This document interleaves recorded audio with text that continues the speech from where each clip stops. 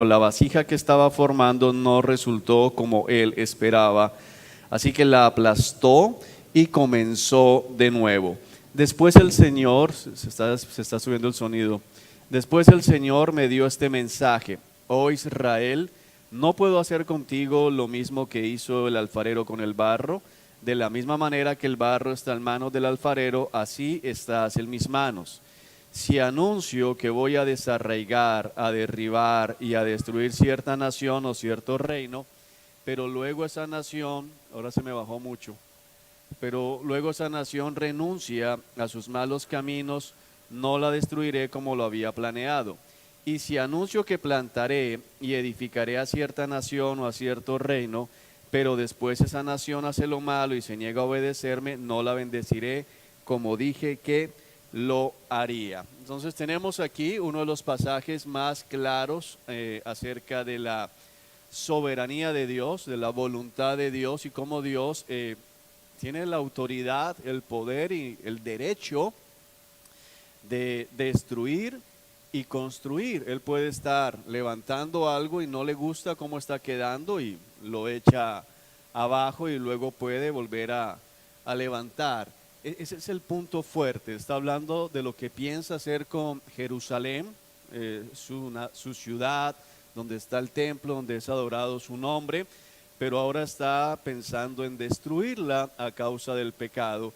Sin embargo, va a anunciar que en 70 años volverán y va a reconstruir. Entonces es igual que el alfarero: destruye, pero luego vuelve a edificar. Ese es el punto fundamental, es lo que el Señor le quería mostrar al pueblo de Jerusalén a través de Jeremías en ese momento.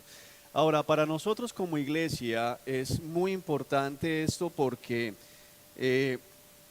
la iglesia moderna lucha mucho en contra de la soberanía de Dios. La iglesia moderna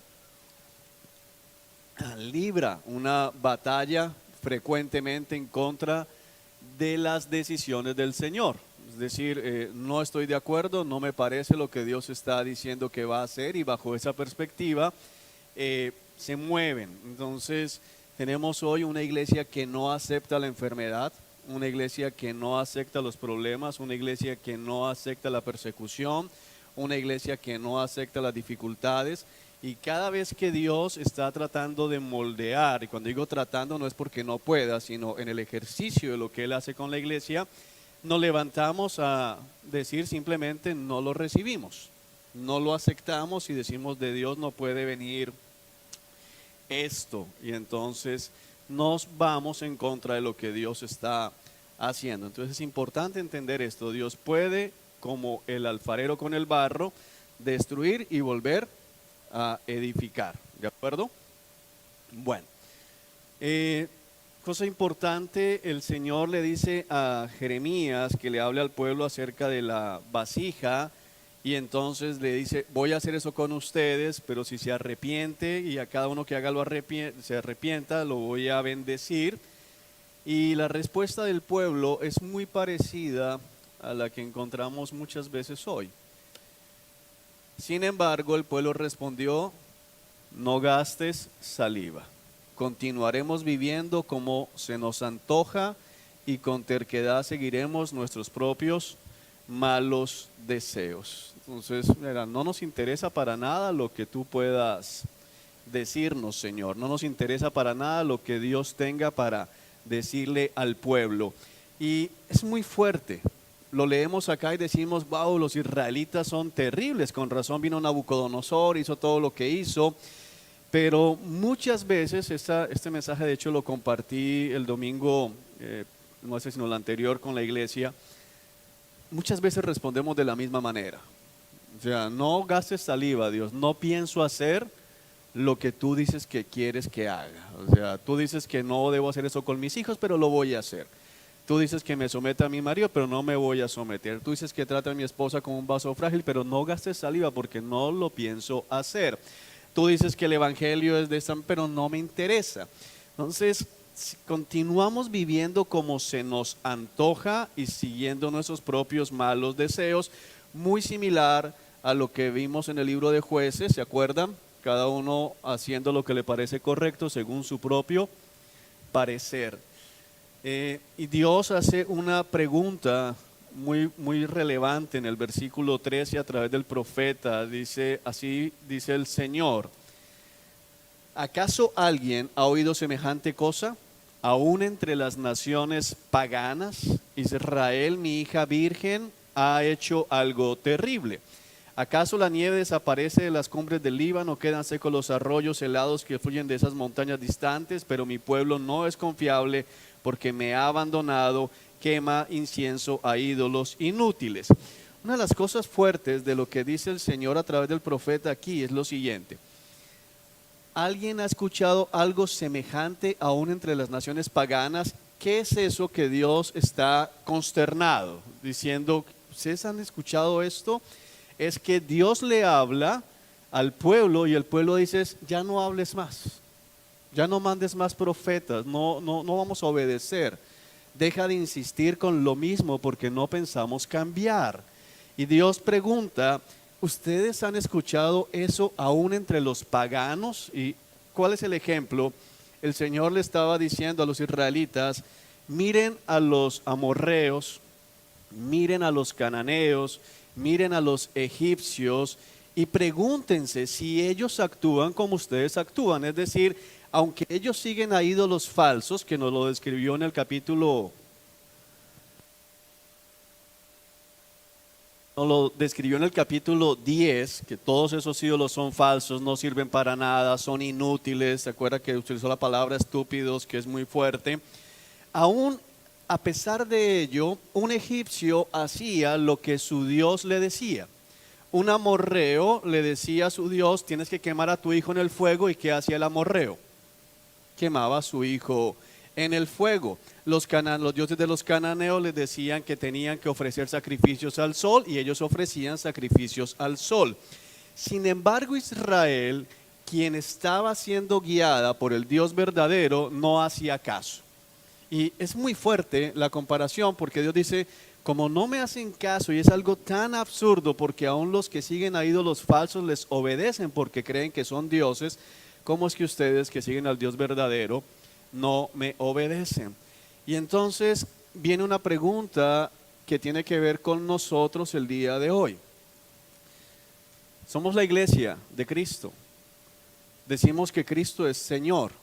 Decimos que Cristo es el único mediador. Decimos que Él es el único Dios verdadero. Sin embargo, hacemos lo que Él manda y miramos las religiones paganas que están a nuestro alrededor y terminamos muchas veces avergonzados. Porque sabemos que, por ejemplo, Testigos de Jehová es una secta, pero ellos han entendido, su Dios falso les dice que tienen que estar predicando en las calles. ¿Y usted sabe qué ven las calles? Testigos de Jehová, como un ejército. Nosotros tenemos un mandato, la gran comisión, pero para muchos se ha convertido en la gran omisión. Nadie predica. Ahorita estuve, como les comenté, de vacaciones, estuve en una isla, y allá en las calles, en la playa, ¿qué me encontré? Testigos de Jehová, en las playas, haciendo su función, un ejército realmente también en ese lugar. Y decía: wow, es tremendo Dios. Nosotros somos tercos y desobedientes. Hay un celular por ahí prendido, hermanos. Ok. Hablamos de los mormones y entonces decimos: mira, lo hemos comparado acá. La teología mormona se parece mucho a una caricatura de Thor, uno de esos personajes de mitología. Porque ellos tienen algo así donde dicen que hay un Dios que sería como padre de Thor, que tiene dos hijos, uno que es Jesús y otro que es el diablo. Son dos hermanos, uno que salió bueno, uno que salió malo, como Loki, y vienen a pelearse este mundo.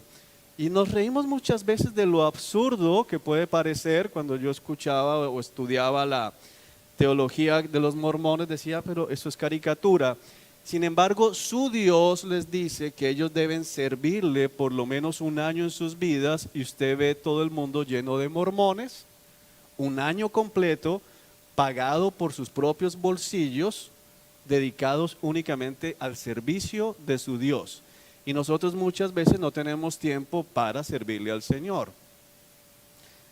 Pensamos en los monjes budistas, por ejemplo, que se van a las montañas del Tíbet para pasarse todo el día en meditación, mirando una vela, la llamita de la vela, y decimos, qué cosa tan terrible, pero es que su Dios les dijo que lo que ellos deberían hacer es pasársela orando, meditando en lo que ellos entienden, pero nuestro Dios nos dice que oremos todos los días y muchos cristianos todavía pelean con la idea.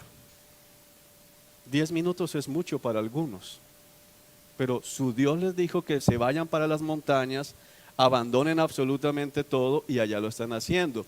Vemos los Hare Krishna, que su Dios les ha dicho que todo lo de este mundo es pecaminoso, que no lo deben tener, que se despojen de todo lo material, y entonces usted ve la gente que sigue esa religión, ¿cómo la ve en la calle?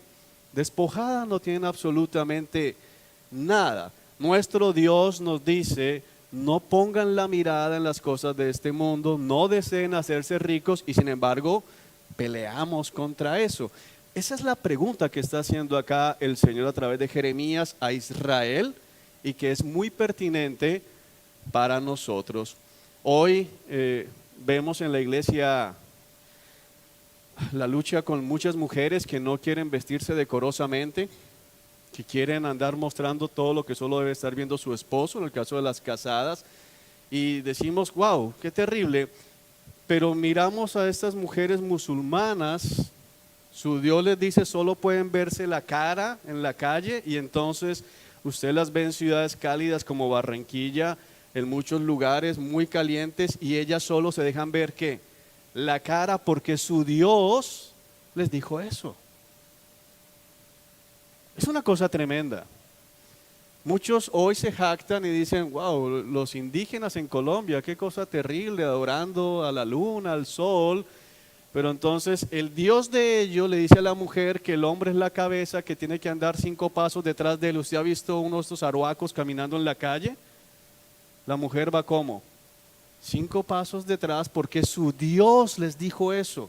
Y hoy en la iglesia, mira, él es la cabeza, eres igual que él, pero él es la cabeza, a mí no me manda nadie. Es una cosa terrible. La pregunta que está aquí es muy fuerte y muy pertinente porque si Jesucristo es Dios, ¿qué estás haciendo con lo que Él dice? Porque aún los paganos van a servir para juzgar a muchos que se llaman cristianos, porque ellos siguen dioses falsos, pero todo lo que su Dios falso les dice, lo hacen. ¿Por qué se suicidan todos estos yihadistas? Muchas veces porque entienden en su libro. Dicen que si se suicidan, eso le agrada a su Dios y entonces se vuelan en pedazos y matan mucho porque piensan que eso es lo que su Dios les dice. Y Dios te dice, muere a tu orgullo. No, yo no. Perdóname, pero no. O sea, es terrible. ¿Dónde se ha visto lo que se ve en el pueblo de Israel? ¿Dónde se ha visto lo que se ve en medio de la iglesia? ¿Cuántas personas, y tal vez seas tú aquí o tal vez yo, porque hay que cuestionarnos, hermanos, cuánto de lo que has venido, por ejemplo, estudiando este año, que ya te has dado cuenta que está mal que lo hagas, lo sigues haciendo porque no me interesa, a mí me gusta? Fuerte, y tenemos que pensar qué fue lo que hizo el Señor allí. Bueno, algo terrible aparece allí. Sigamos avanzando, hermanos. Capítulo 23. Pastores y profetas malos y el renuevo justo. Capítulo 23. Vamos allá. Con usted no ha trabajado esto, ¿cierto? Es que lo tengo aquí en la cabeza. Creo que fue con el grupo del sábado. ¿Qué aflicción le espera a los líderes de mi pueblo? Capítulo 23, versículo 1. Los pastores de mis ovejas, porque han destruido y esparcido precisamente a las ovejas que debían cuidar. En este punto Dios no está hablando, hay que entender que es una metáfora, no está hablando de pastores de ovejas que producen lana, sino que está hablando de quienes, de los líderes del pueblo a 2 niveles, tanto civil como espiritual. dice que estos pastores han destruido y han esparcido a las ovejas que debían cuidar. Es decir, toda persona que tiene autoridad va a ser juzgada de acuerdo a esa autoridad. Es muy importante entender esto. Dios da autoridad. Los padres son como pastores para sus hijos. Dios les da autoridad sobre sus hijos. Deben cuidar a esos hijos. Dios les va a pedir cuentas de esos hijos. Los hombres casados y su esposa es su rebaño. Si tiene hijos, es parte del rebaño. Dios les va a pedir cuentas. Y es muy triste porque aquí lo que dice es que fueron los líderes precisamente, los profetas, los sacerdotes, los que desviaron al pueblo. Fueron los reyes los que introdujeron idolatría dentro del pueblo de Israel. Y Dios entonces dice que Él está anunciando aflicción a estos líderes, aflicción a esas personas que no cumplieron con su tarea. Por lo tanto, dice el Señor a estos pastores, se disparó allí, en vez de cuidar a mis ovejas, mira esto tan tremendo, y ponerlas a salvo, las han abandonado y las han llevado a la destrucción. Ahora yo derramaré juicio sobre ustedes por la maldad que han hecho a mi rebaño, pero reuniré al remanente de mi rebaño de todos los países donde los he expulsado. Volveré a traer a mis ovejas a su redil y serán fructíferas y crecerán en número. Entonces nombraré pastores responsables que cuidarán de ellas y nunca más tendrán temor, ni una sola se perderá, ni se extraviará. Yo el Señor he hablado. Varias cosas acá. Primero, estamos viendo, aquí es hermenéutica, acuérdense de la gramática, un posesivo. En primera persona, mis ovejas, mis rebaño, ¿sí? ¿Por qué es importante esto? Porque el problema que tenían estos líderes es que no era cualquier pueblo, era el pueblo del Señor, el que Él a través de Moisés descendió a rescatar. Y Él dice, es mi pueblo, son mis ovejas, es mi rebaño, ustedes son simples administradores, les voy a pedir cuentas, líderes de Israel. Y hay una profecía que está acá en el versículo 4 que tiene, se cree normalmente al nivel de los eruditos, que tiene doble cumplimiento. Pastores responsables apuntando hacia la iglesia